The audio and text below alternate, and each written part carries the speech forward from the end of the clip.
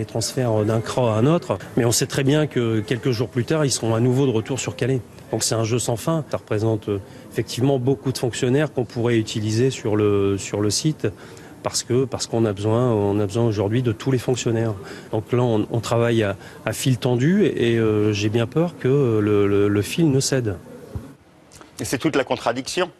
Il y a des moyens qui sont utilisés pour ce que je souhaitais précédemment, c'est-à-dire faire en sorte qu'on traite individuellement les cas et que l'on puisse ensuite essayer de rediriger en France et en Europe ceux qui sont à Calais.